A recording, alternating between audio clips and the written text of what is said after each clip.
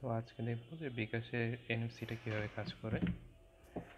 So প্রথমত হচ্ছে একটা ফোন নিব যেটাতে বিকাশ আছে, অবশ্যই সেটা এনএফসি সাপোর্টেড হইতে হবে, আদারওয়াইজ এটা চলবে না।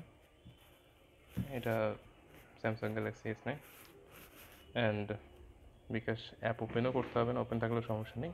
দেন ট্যাগের কাছে নিতে হবে, এখানে একটা ট্যাগ আছে, এখানে একটা ট্যাগ আছে, হালকা করে ওয়েবে বোঝা যায়, যাচ্ছে না যদিও ক্যামেরায়।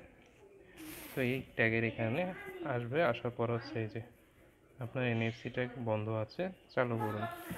আপনি বিকাশ এনএফসির মাধ্যমে 1000 টাকা পর্যন্ত পেমেন্ট করুন নির্দ্বিধায়।